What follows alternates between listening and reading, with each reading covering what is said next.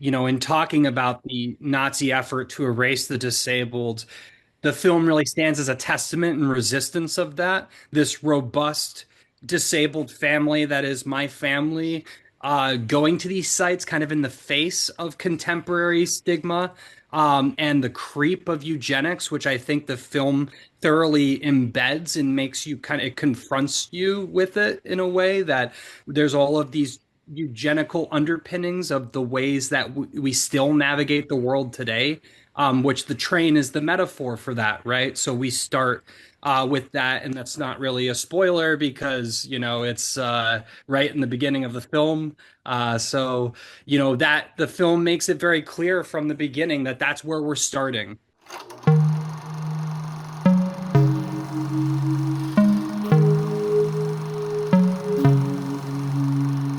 Cameron, thanks for joining me today. Yeah, thanks for having me. It was great to have you at the premiere in New York City.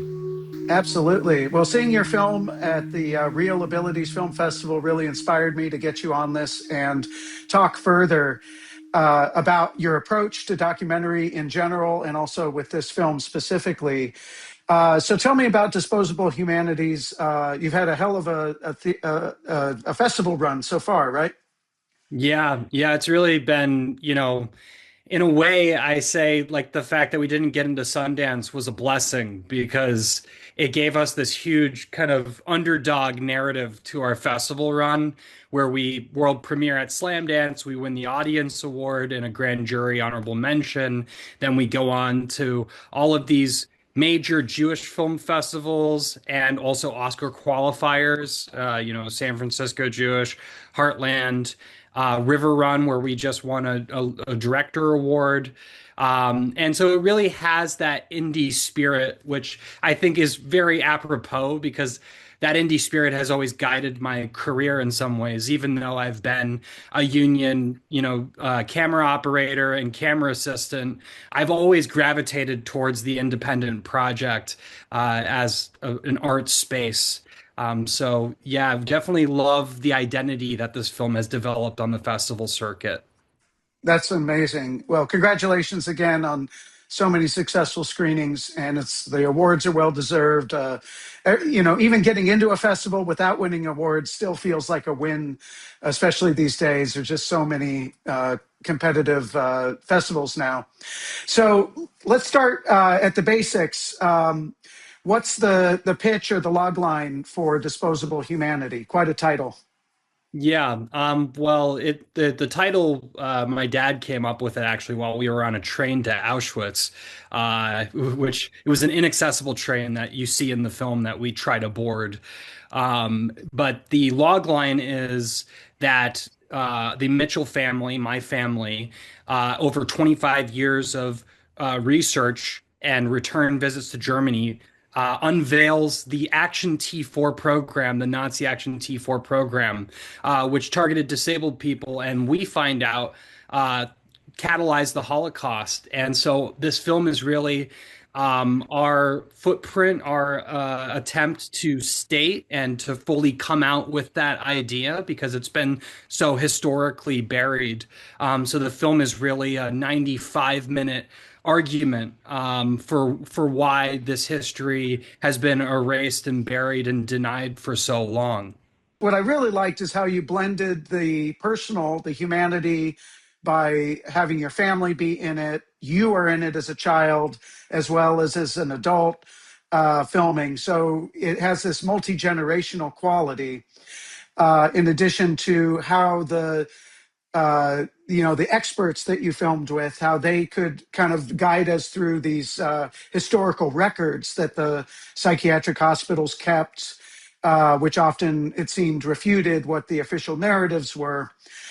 So tell me, how was that blending a sort of personal approach with the more, kind of by the numbers, very austere kind of German and Austrian, historians or specialists in those fields?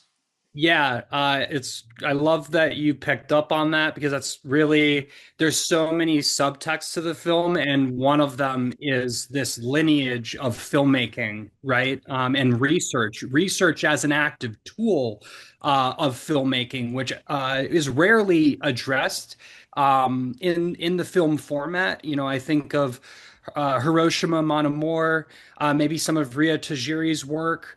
But you know, I think it's rare that we actually get into the nitty-gritty of the research process and what it takes to unbury something like this history, right? And in a way, it actually positions the film as a first uh, person kind of primary resource because we're going to these sites and maybe for the first time sometimes as disabled people uncovering the interaction that occurs when you enter into a space like this. When we first go in the 90s, we're told by the memorial director at Bernberg that the exhibit isn't accessible to disabled people. So the film captures that moment, and in a way it archives it and adds and creates this history through film, which I think is really beautiful. And I draw so many influences from that. I mentioned to you Mark Danielewski's House of Leaves, this idea of the lineage of the filmmaker, of, you know, the parent filmmaker passing on the Arriflex camera to the child. Also, this idea of footnotes and you know, so House of Leaves was a big inspiration creatively, but also the work of like Ross McElway, who makes films like Sherman's March, which entangle historical with personal narrative. What I found really intriguing about your film was, you know, the Germans have done so much work, obviously, trying to right the historic wrongs of killing 6 million Jews, and yet you open the movie with these incredible scenes with your father, and five people from the train are working to kind of lift him into the train because it's not accessible. What looked like it would be an Amtrak here in America, like not a commuter train, but a, you know, a long distance train. And just that idea that, like, here they've done all this work in one way, but they've also simultaneously ignored the plight of, you know, still the people that were first to be killed by the Nazis, the disabled. Right. Uh, at what That, point? yeah. Sorry, I was just going to ask. At what point did that become sort of the opening scene of the film or the opening sequence? Hmm. There's so many things there. First of all, you know, in talking about the Nazi effort to erase the disabled, the film really stands as a testament and resistance of that. This robust disabled family that is my family, going to these sites kind of in the face of contemporary stigma, and the creep of eugenics, which I think the film thoroughly embeds and makes you kind of, it confronts you with it in a way that there's all of these eugenical underpinnings of the ways that we still navigate the world today, which the train is the metaphor for that, right? So we start with that, and that's not really a spoiler because, you know, it's right in the beginning of the film. So, you know, that the film makes it very clear from the beginning that that's where we're starting, right? And so I think that's an important message. And so when we arrive at that opening, I actually fought it with my editor in the edit for a long time. Rachel Sophia Stewart is our editor. She's brilliant and talented, multi-Emmy award-winning editor. And her and I would actually go back and forth and kind of like edit and argue with each other through editing, like, oh, I think this scene should be here. And so that was actually a really healthy dialogue that enabled us to find a lot of the key scenes in the film. And for a long time, I thought the opening was going to be Grafneck, which is the scene right after the train, where we kind of arrive on this aerial drone view of this place. And there's a big band playing, like big band music, American big band music. So it really just rife with metaphor of all of the, you know, what you come to find out is the horrific past of these grounds, and that, they're actually the cemetery. Like we come to find out that the victims view this as a cemetery because they would scatter the ashes of the disabled victims on the grounds of Grafneck.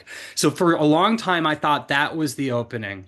But and also because it's iPhone footage, right? As the cinematographer in me really didn't want to open the film with iPhone footage.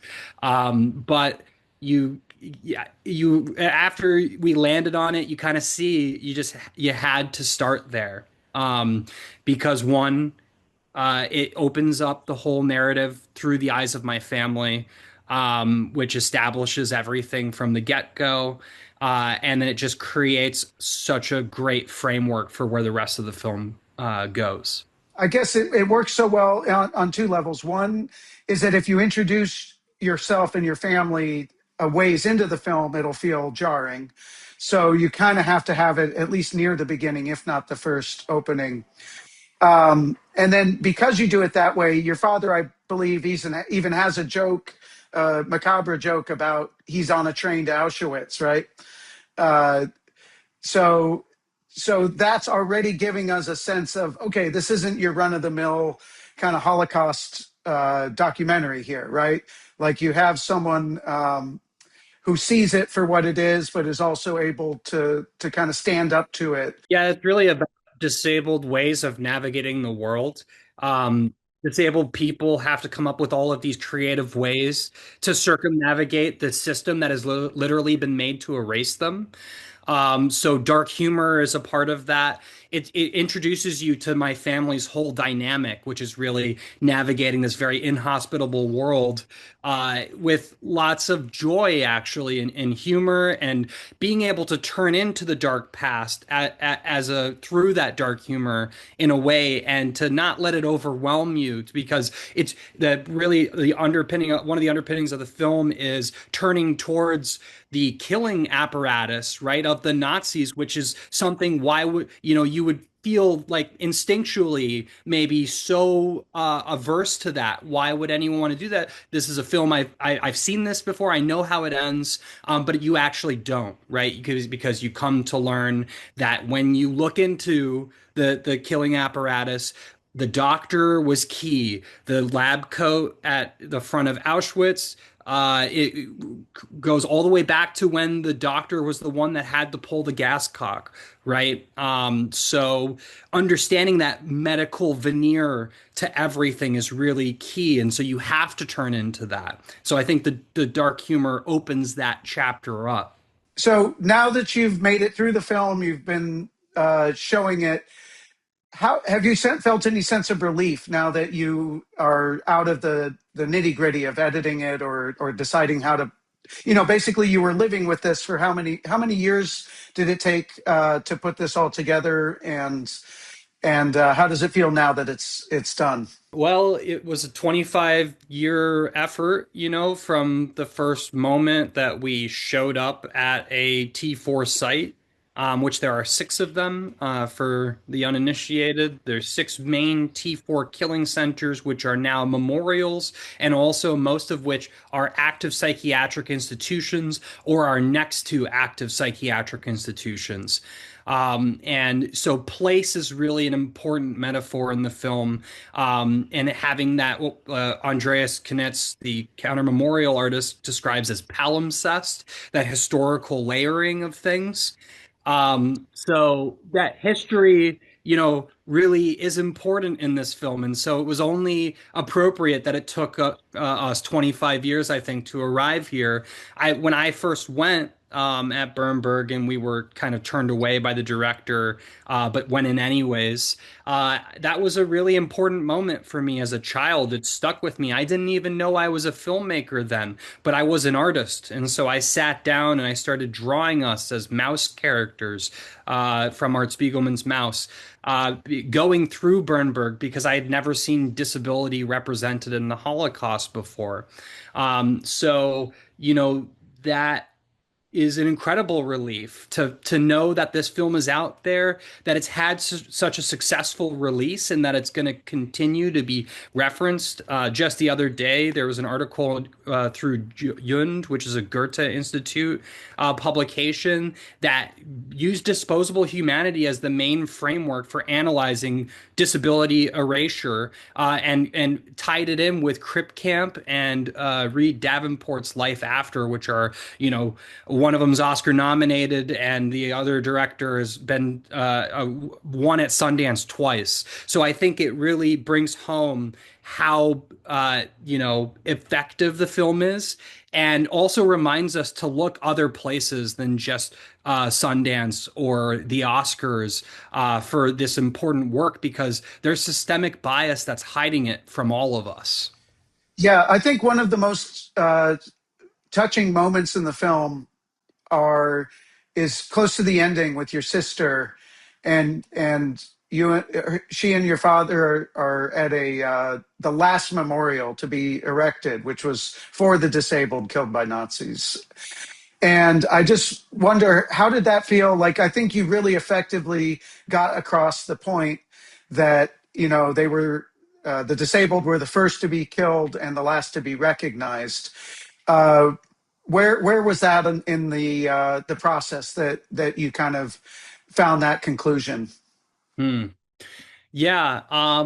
Again, it was that dialogue with Rachel Stewart, and at getting into the cinematography of it a bit, you don't really know what's going to develop in front of you. The way that I wanted to shoot this was very spur of the moment. I wanted my family to be in these spaces, and then for us to react. Like, that's a very important part of the way that I work, is it needs to be like improv jazz a bit, because the first response is always the best response, or it oftentimes tends to be the most authentic and realistic.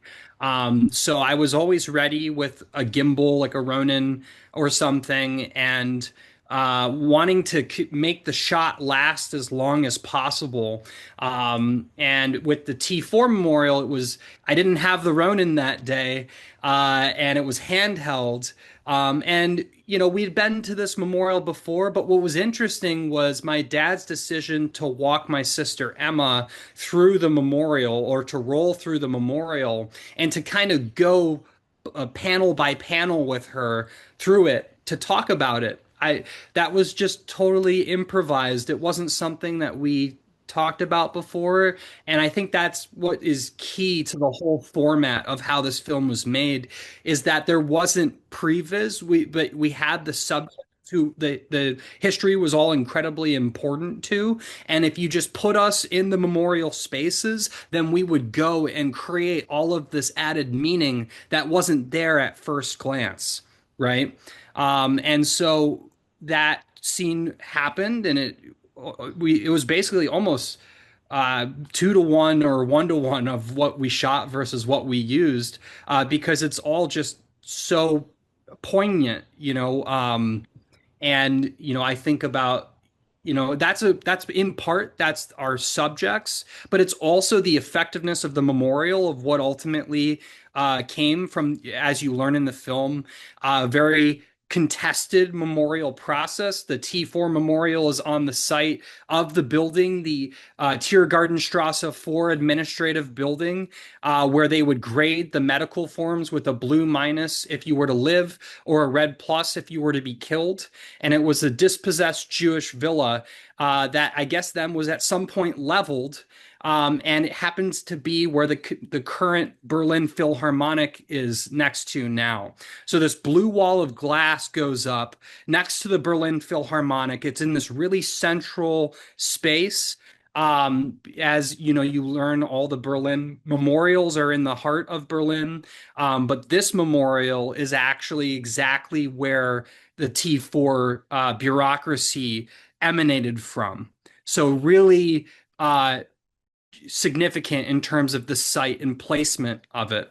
And so, arriving at that with my family, It's just there's all of these layers of meaning, and my hope for the film is much like A House of Leaves or much like a Ross McElway film, that people are going to find all of these layers of meaning and continue to analyze it and dissect it and watch it again and again, um, for that meaning. I could see that without a doubt. I mean, it's there's such a density in the text of the film, so many different types of shooting styles, so many different types of formats, and 25 years of all of that coming together. So it really feels like life in that sense. The other memorial that I found incredibly effective that you covered in the film was the school bus memorial, and I wonder if you could just tell the audience a little bit about what that was about, what why they had that, and I just thought that was such an effective way that you shot it, the way that they had the giant blocks coming down and being replaced in one town after another, but also the way that it kind of evoked the story of how the transportation occurred. Yeah, the Gray Bus Memorial, which is Andreas Knitz is one of the designers of it. We were very lucky. Like again, a lot of this film was serendipitous. We happened to arrive at Hartheim, one of the six T4 centers in Austria, as these archaeologists are there drawing the grounds of the ground floor of Hartheim to figure out where the ovens stood. We just happened to be there and run into them, much like we Andreas happened to this bus monument moves all around, right? It's the first monument that ever possibly in the world has been designed to be moved by the state or by whoever wants it. And it's representative of these gray buses that the Nazis would shuttle disabled victims in. They would white out the glass with chalk. They were first red postal buses, Mercedes-Benz buses that were then painted black. And they would shuttle disabled victims to their deaths, basically, at the T4 sites. And these buses would go through the center of town. So everyone knew what they were. And then they would also know what was happening afterwards when they would see the ash fall from the sky after everybody had been cremated. And so the buses take this very physical metaphor of he splits it in half and then separates it enough so wherever it's put, it interrupts your path. You either have to choose to go through the bus or to go around the bus. And inside the bus, there's just the simple line of text, Wohin bringt ihr uns? Where are you bringing us? Which supposedly the artist found in a testimony from a patient who was on the bus and said this. And the metaphor becomes, are you the driver? Are you the passenger? Are you the bystander? This idea of driving or taking action. And also this idea of it kind of confronts you, right? It's Freud would describe it as maybe Unheimlichkeit, like the idea of coming to your living room back to your home and the furniture has been slightly displaced, right? This unsettling feeling in your gut that something's not quite right. The way you understood things before is no longer the same. And that's very much, I think, the effect that the T4 wall of glass hopes to instill. Maybe to some extent the Gray Bus Memorial as well, although it does not have plaques, it does not have information. So really, it's putting the onus on you to look something up about it still, which I think is interesting if you were to compare the different memorialization efforts, because that's a big argument we make in the film, right? Is that if there's just a blue wall of glass and there's no information, then you don't really know what has happened here, what's transpired. We all know the about the cattle cars stuffed with people going to Auschwitz, but I've personally never heard of the school buses or the post buses. So I thought that was a very effective part of your film. And again, like the whole point of your movie is awareness. I mean, it's like this stuff has been suppressed and it's still being suppressed. And it's so embarrassing, even after all these years. And then the embarrassment leads to more embarrassment, right? So it's just a cascading effect. Um, So I guess you were just talking about, let's see, you were just talking about serendipity. And I think it's the kind of situation where you were making your own luck, right? So maybe you got lucky, but you were also putting yourself out there, and you learned that from your parents making films. So maybe tell me a little bit about how this feels now. You're second generation filmmaker, inspired by your parents, continuing their legacy. Did you see this serendipity with their projects, and then you've now seen it with yours, or how does that worked out for you? Yeah, I guess, it's serendipity, but also it's pointed because you're all there for a reason, right? We were at Hard Time for similar reasons that the archaeologists happened to be at Hard Time, because this history is not done being excavated, and it's requiring the personal effort of individuals to do this because governments aren't doing it. Rich benefactors aren't doing this. There isn't a church of disability anywhere that's financing all of this or that's centering disabled lives in a way that, a foundation, because so when you say embarrassment, I actually think it's interesting because it's like maybe there isn't any embarrassment. Maybe the hope is we can kind of just continue in this direction, and we can walk around it, right? We don't have to walk through the film in a way. And so the getting the film out there was my own version of the gray bus monument. It was, if this film is awarded, if it appears in major publications like Forbes and Medium, if it's out there, then you can't be denied, right? It wasn't just sequestered to this overly hyper specific medical interpretation of the deaths of disabled people during the Holocaust, which were this other group, this other minority that were targeted, right? No, the film centralizes them and makes this argument very forwardly that can't be denied, right? That can't be kind of explained away. And it was very important to me as the director to make this through line, this hinge of T4 to the Holocaust, undeniable, right? And a lot of people ask in Q&As, why did you focus so much on the killing apparatus and the process of death? It's because that construction was wholly rehearsed, refined, and created in the T4 program. It was not invented anywhere else. So it's very important that we identify that, because for so long it's been, we would even hear this actually from memorial directors at the places where we went. They would say they would have found it anyways, that this would have happened. They would have discovered this in some way. And it's like, well, no, how would they have found, like, first of all, used institutions as the first grounds for killing because of the isolation of institutionalization itself. They used that as a device for mass killing, right? We already had four walls where people were being disappeared to, and you could use a subterfuge of paperwork with the wrong addresses of places where people died and the false causes of death, and send those to the families with a jar of ash that didn't even contain the ashes of their loved ones, right? So it's very important to understand that process and how that catalyzed the Holocaust, how it made it possible, right? So yeah, I think, I feel elated in some ways that this is getting out there now, that hopefully more people like yourself will see the film and will come to the realizations that we know are contained in the film.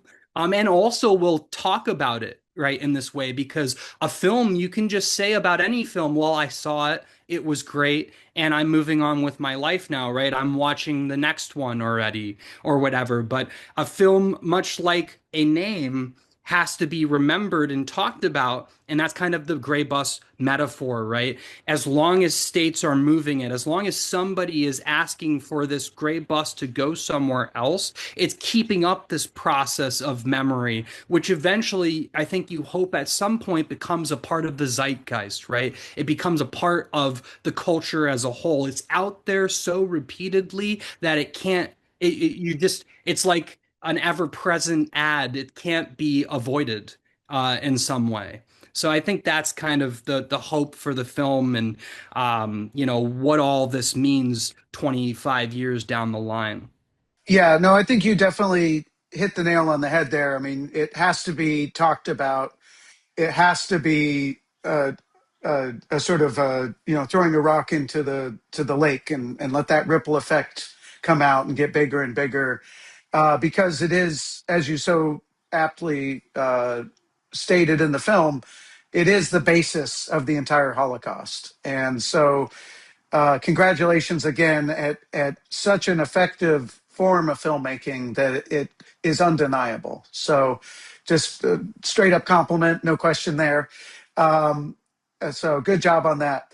Um, I guess one last thing I want to ask you is how does it feel as a second generation? Like you're in the film as shot by your parents, and so they were making documentaries, and now you are as well.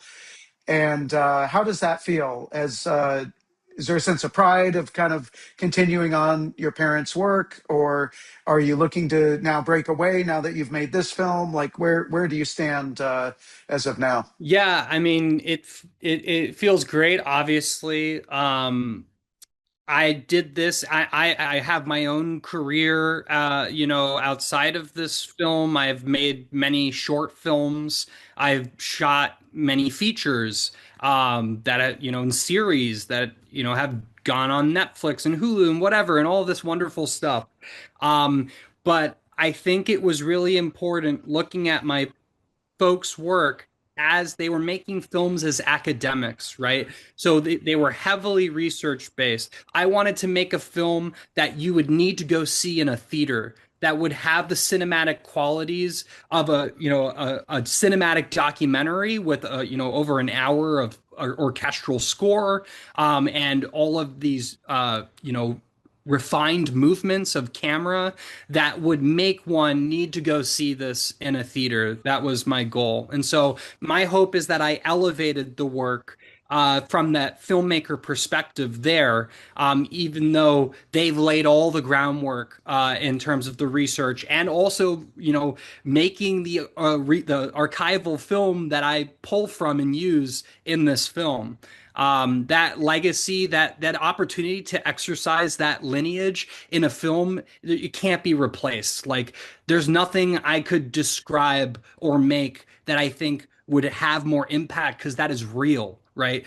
That relation, like, this was a way of explaining my family that I think even like my closest friends didn't know or see in this way until they were able to see this film.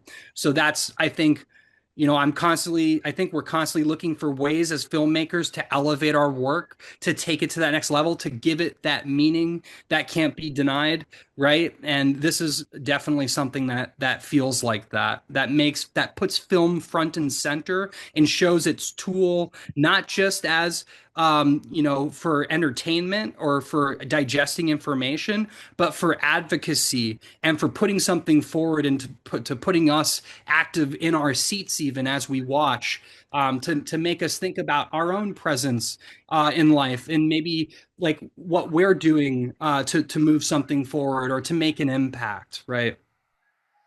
Yes, absolutely. Very well said.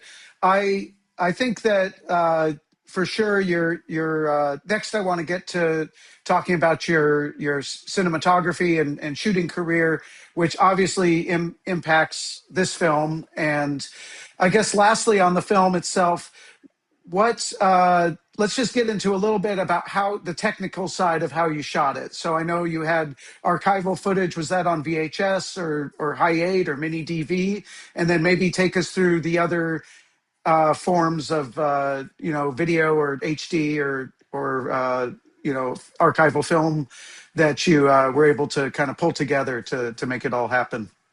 Yeah, so my folks shot on Canon GL1 and GL2 cameras.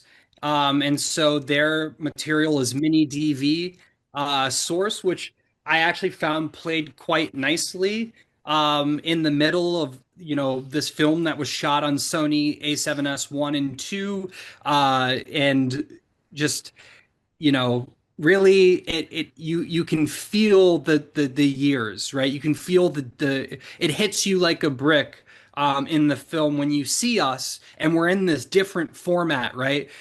So unless we were to go back and maybe, I don't know, like fake it like a Blair Witch Project or something, it has this authenticity to it, and even in the lower thirds that appear that they use, there was this degradation to the text on screen because of the way that the mini DV tape deck they would, because that's how they would make their films. They would make it in one of those mini DV tape decks, right? And they would edit the film with a Final Cut and that interface that would allow you to do that. And then on top of that, there was the Bundesarchiv, which, if you've never had the opportunity, I think everyone should have an opportunity as a filmmaker, as a researcher, to go to the Bundesarchiv in Berlin, Germany. They have over 70,000 files, I believe, on T4, but also just thousands of files, hundreds of thousands of files related to World War II, Nazi Germany. A heavy part of the archive is 40,000 files, I believe, that were dispossessed or repossessed from the Stasis. So the Stasis actually, the Nazis were burning and destroying all this evidence. And eventually the Stasis actually, through confiscating these files, preserved some of it. And that's what ended up in the Bundesarchiv. So it's incredibly chaotic, the process of pulling up the microfiche and the different files that you would go through. There's not labeling. And that's another point in the film, actually, is that they're hoping that loved ones will show up and identify people, because a lot of these files are completely unlabeled, miscellaneous bins. So the lift of actually going back to preserve this history again falls on the loved ones and anybody with a personal vested interest, I guess, because none of this is organized. So yeah, like peeling through that archive got us a lot of our medical forms. They call it the Meldebogen is the word in German. It was also very interesting because they made us censor the faces and the names of T4 victims, because there's a law still in Germany that says that you cannot display the names of T4 victims or the identities without the permission of their families. So that's another nuance in the archival work there, that we believe that no victim should be hidden. That if you died in the Holocaust, there shouldn't be any shame around your name being involved in that. That is a part of history, right? So it's just on multiple levels, the archival is very important as a just like a concept in the film, right? Because it makes you realize how fragile our connection is with history. And you really feel that history, as you said, in the different formats. So the archival film really feels like the 30s and 40s, not only the dress and everything, but the oldness of it, the scratchiness. The the mini DV definitely evokes that childhood of the modern era. And you even said you had the iPhone footage in the train. Is that right? Hmm. Yeah. So that's your least favorite footage, I know. So I got to hit on that. I think it was iPhone 5, maybe. Oh yeah, yeah, it's brutal. But you know what? It's like, again, you may hate it as a DP, that wants it to look right, but at the same time, there's an honesty to that footage that I think probably wouldn't have been there if you'd had a big clunky camera, or, it was a tiny train car. So I think the nature of the camera allowed you to, kind of, it feels like your father is being very just like he's hanging with the family. He's not in a documentary.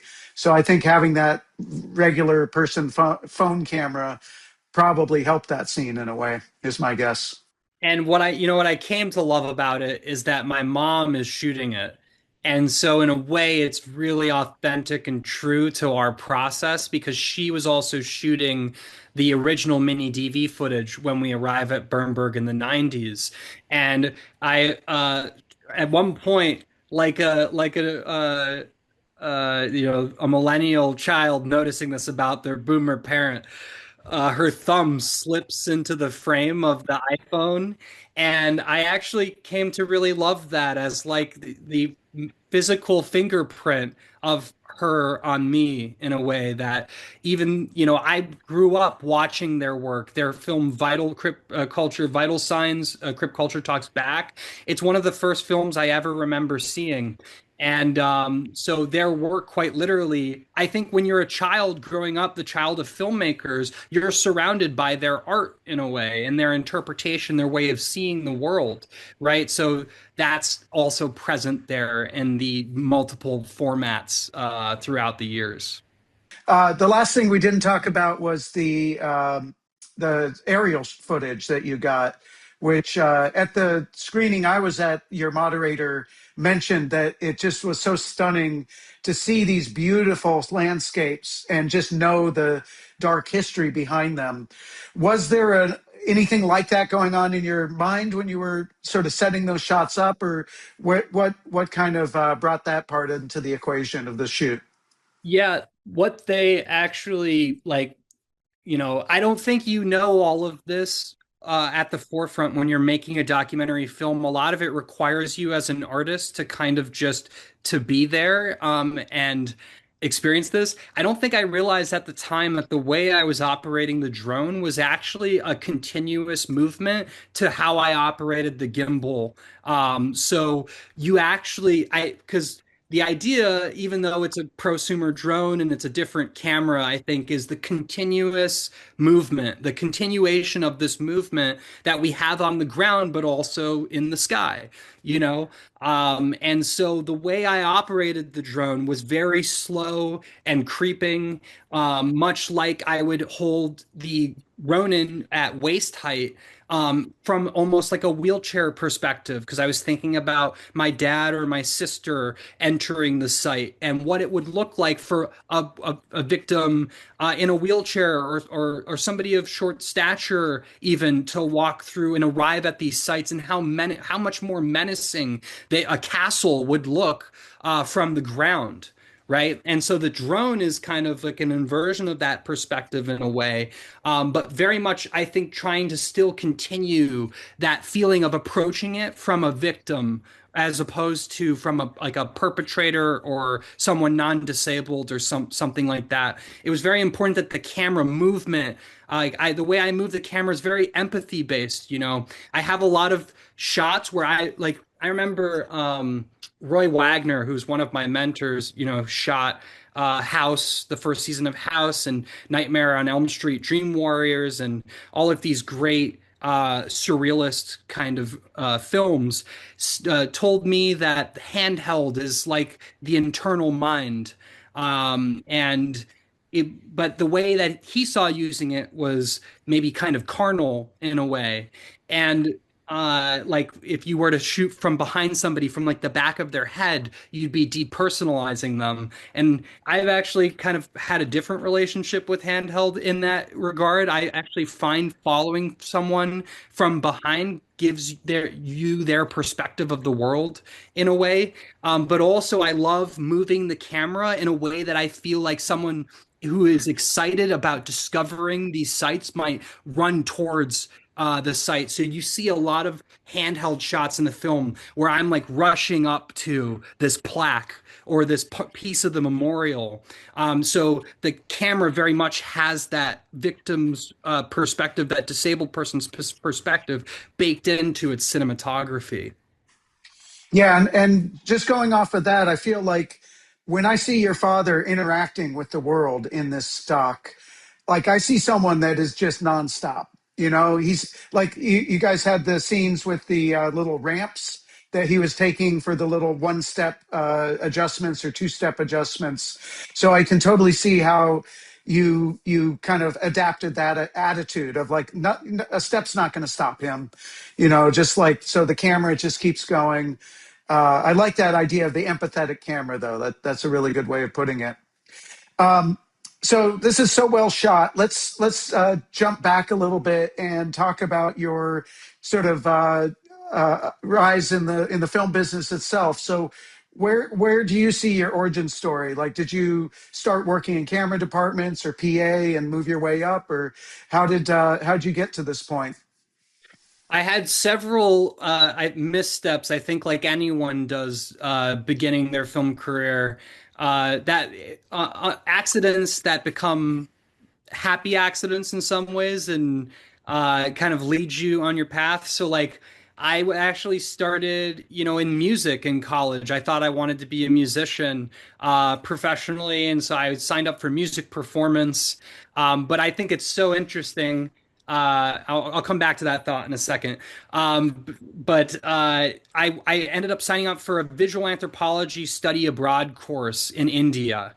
And that's what really sealed the deal for me because I got to go to this village in India where the professor was royalty and allowed you, as an anthropologist, access to any subject you wanted in the town. And so got lucky and I got this sitarist who was Hindu practicing, Christian practicing, Islam practicing, and Jain.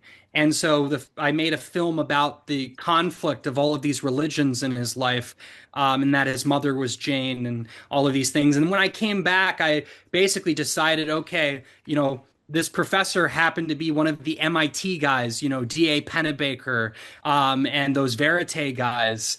And so I was like, okay, I got bit, and so I declared film and anthropology. It's funny because, right, film in a way had always been with me. I grew up a kid in a family of filmmakers, but that thing that you're around that's right in front of you, sometimes you kind of take it for granted, or you just like it's something that's there and you're like, yeah, I don't need to go out of my way to major in this or something. But that's where that started. And then I graduated and I started doing reality TV, which I hated. And, I was like a swing truck driver, grip for Food Network shows and things like that. And I knew I had to get out of that very quickly. Actually, a lot of like my next progressions in my career were like, okay, I'm here. I feel like I need to get out of here quickly. And so the next place that was like that was Airy Rental. I've been told by other film friends like, oh, go work in a rental house. That's a good way to break in. And so I convinced John Sacolario at Airy Rental to bring me in as a prep tech.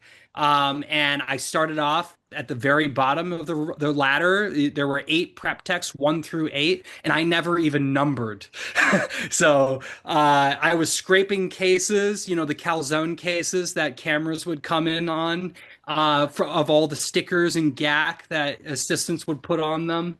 And I eventually just endeared myself to this AC Eve Strickman, who happened to work on, John Wick 1 and 2, and she got me on Aaron Sorkin's first feature that he directed, Molly's Game, and several other shows like The Romanovs, which was a Mad Men showrunner spinoff or another show they did.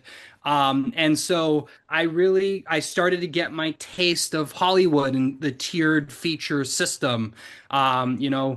Aaron Sorkin even turned to me at the end of Molly's Game and thanked me. So that I was like, wow, like that really broke me in some ways into the industry. And then I worked my way up very quickly again from prep, camera PA to first AC, doing a lot of indie features and things like that.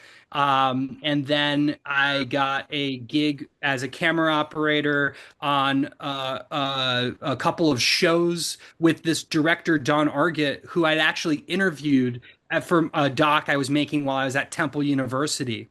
And so we ended up shoot this Netflix show called Cat People, which won a couple of Emmys.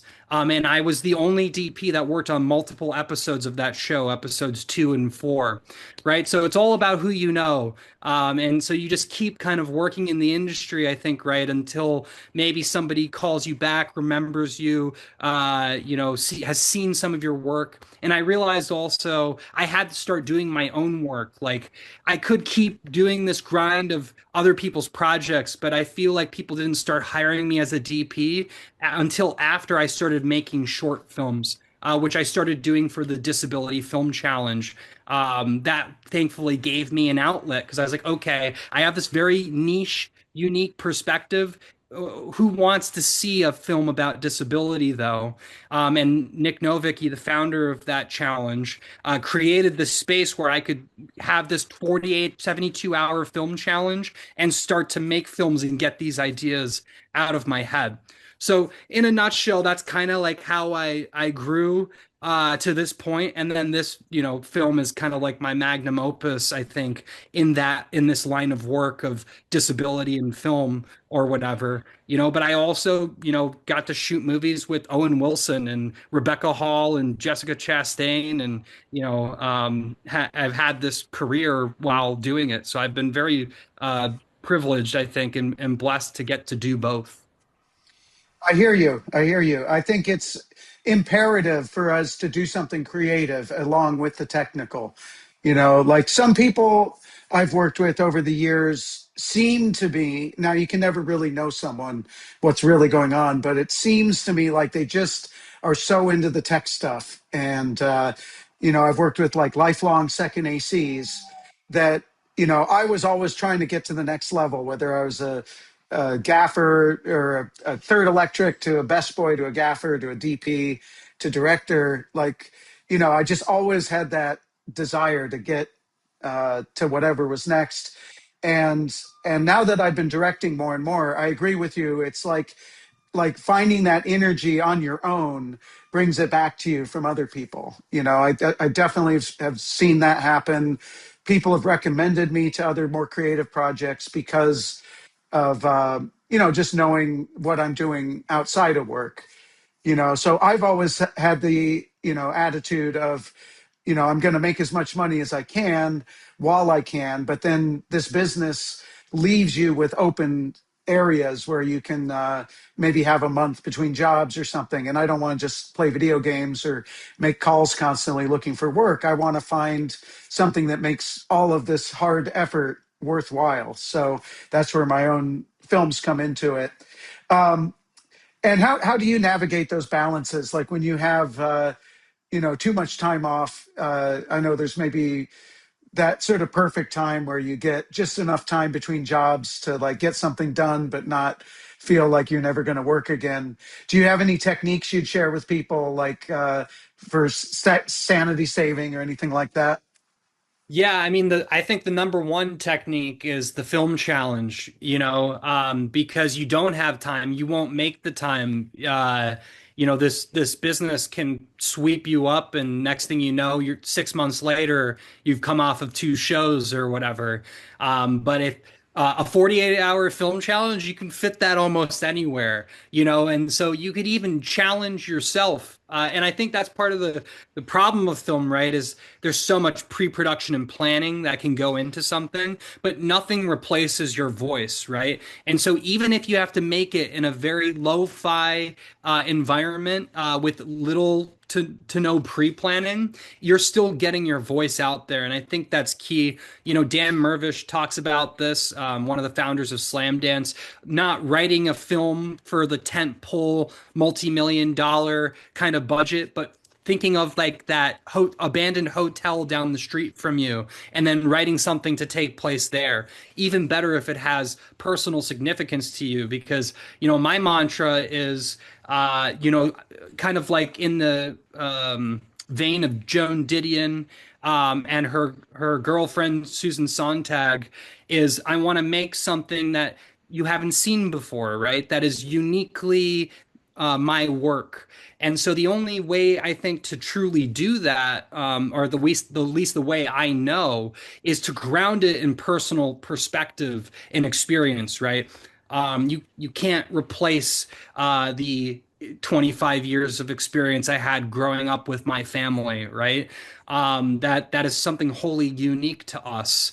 And I think we need more, the film as a whole needs more of these ideas. It needs personal, unique perspectives because more and more these days we're finding just the work serving kind of social media and a lack of attention, right? This idea, like I think in the Matt Damon Ben Affleck movie, they said the most recent one that they needed them to restate the plot 5 different times in the first 30 minutes because people weren't watching; they're on their phones. That's not the type of art I think we want to make. That's not what we don't want Ted Sarandos to turn our field into this mockery kind of what cinema is. And I think to fight that, you need to actually actively resist the essentialism of social media and the shortening attention spans, right? And film can kind of hit you in the face with that, right? Nobody gets to choose if you lock them into a long shot, static tripod for 20 minutes. If that's your decision and it tells a story, they're going to have to live with it, right? Nobody can make us do anything ultimately, right?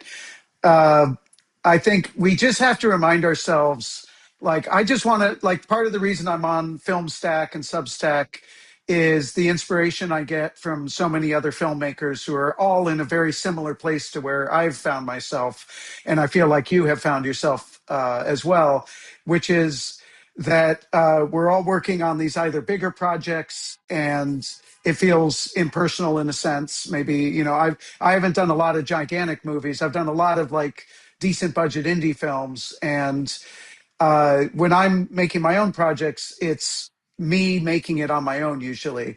And maybe I have some collaborators. But going back to what you were saying about finding your voice, I found my voice through just shooting. And I couldn't have written out what I, have been making as movies. I feel like I had to discover that on my own. And the discovery of actually making a project and figuring it out as you go, as you've mentioned several times today, I think it definitely makes it real, and it makes it something that no AI would come up with, that no Netflix executive would greenlight. And I think that's all for the best. Now obviously, a big part of the discourse on Substack with film is how do we get it out there? And people are working on trying to find new ideas about distribution and things like that. But I feel like the first order of business is making things that are worth watching. And as we find audiences, like you've had a really great run so far, and I'm sure you'll have more and more coming up. And then you'll be looking for, not only streaming probably, but TV and things like that. So this is going to be an evolution, and we're all caught up in this evolution at the moment. So, but I think definitely keeping up with making things that are unique, that are our own perspective, and just not flattening the culture and refusing to accept that it has to be flattened. Well, and that's the other thing is resisting that idea, right? Of that this is the way, that there's only one way to make a great film, right? I hear this speak a lot from seasoned and new producers. Oh, it will do well if it makes money, right? That this idea that film is inherently tied to capital, and that's actually, guess what? A Nazism.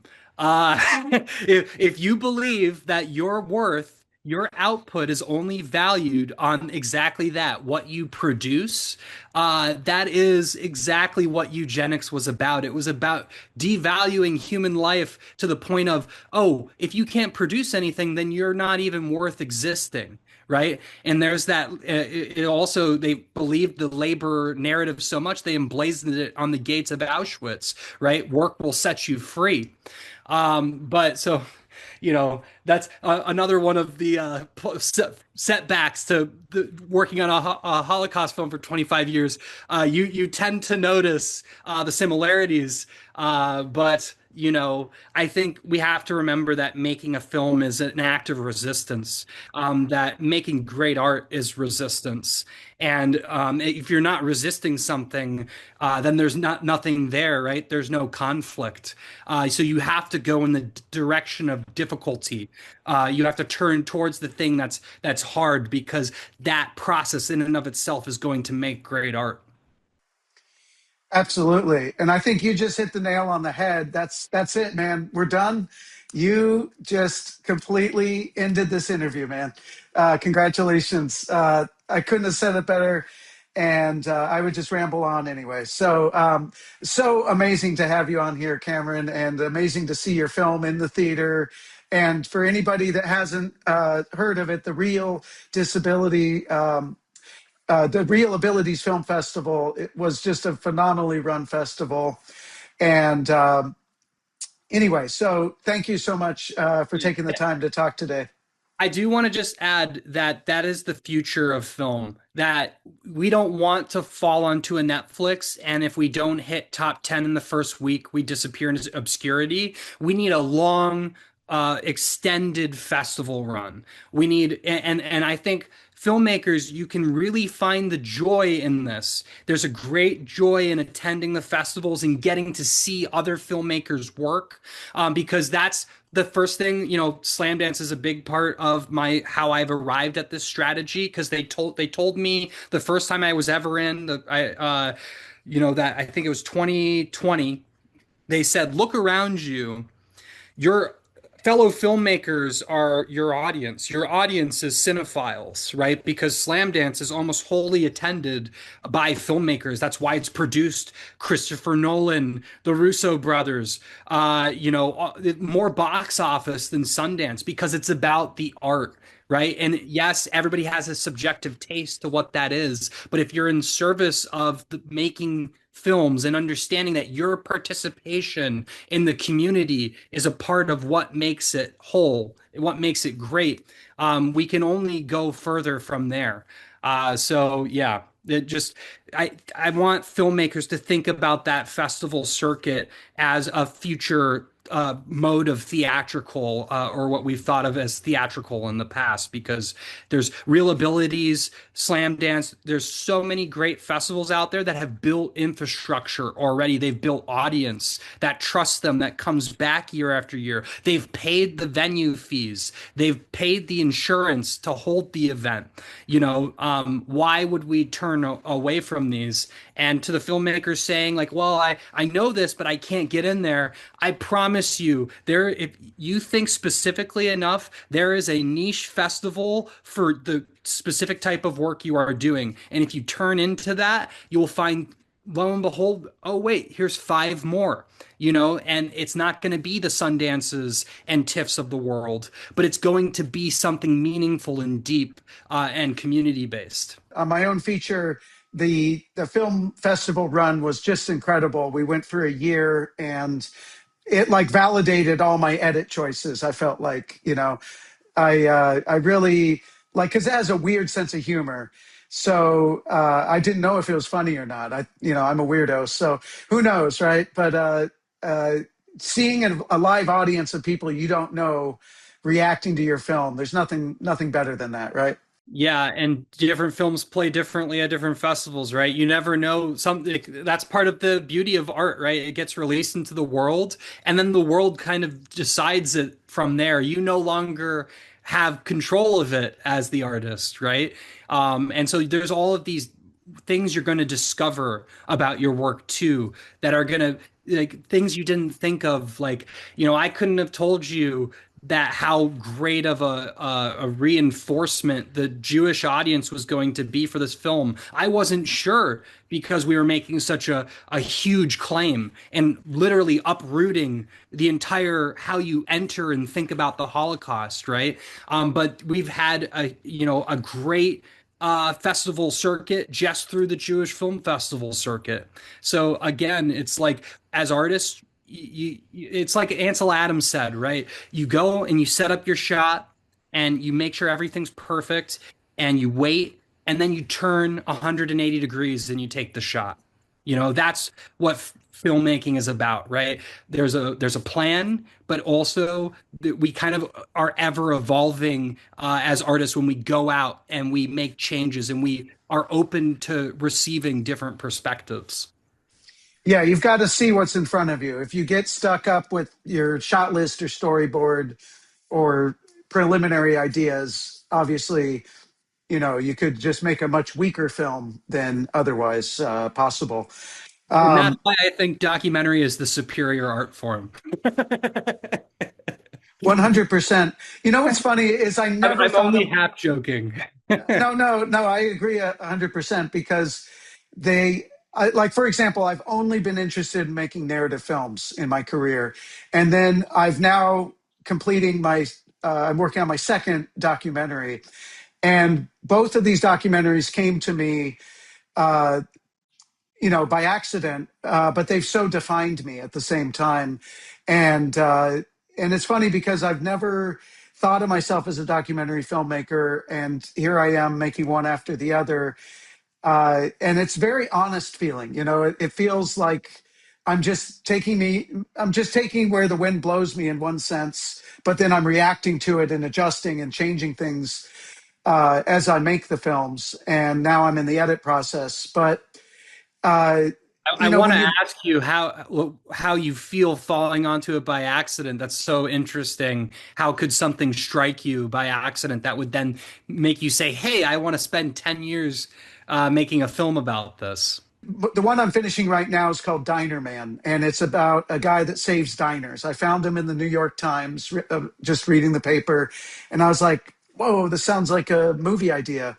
And I found the guy, and I DM'd him on Twitter, and he was up to like meet. And step by step, I've gotten more involved in this guy's life. And it's now evolved beyond diners to other forms of kind of community do gooderism that he does. He lives in Forest Hills. He's a fifth generation family there. And what I found, the real revelation to me, is that life is so much more interesting than anything I might come up with. And that's where I've fallen in with documentaries, is I'm just like, I never would have come up with this guy. I never would have written a character. Maybe I've written all sorts of characters before, but I feel like my strong suit is camera and lighting. My strong suit is not writing a screenplay and coming up with wacky things to happen. So, That's like, I so think because relationships I feel like really drive filmmaking sometimes. And I guess maybe I kind of selfishly think about Kevin Smith's quote, oh, if you're making a movie, you're if you put yourself in it, well, that's smart. Because he's talking about like like the licensability, or like making yourself into like a celebrity or something. And I guess in a way, I've thought this film was always coming because it's like I have these skills. I want to use them to like uplift my family, right? To have the world appreciate them like I do. So that's very but I've also done that for other people too. So right, filmmaking is kind of like this gift that you can bestow on people too, which is really interesting. I guess last question. What are you working on next? Do you have a next project, or are you just still focused on getting this one into the world? Yeah, I have, narrative features that I'm working on writing right now. I'm also working on a documentary short about my grandmother who's a dream therapist and lives in Hawaii. I just finished a music video with an artist I've worked for over a decade that we shot in Iceland. That's called Dreamwalker. It's coming out soon. And yeah, just staying busy. I make a lot of doc profile type videos. I call them for Hudson Valley Community College. We make them for the students. Find great joy in making those films, kind of getting to bestow some like cinematic interpretation of students' stories.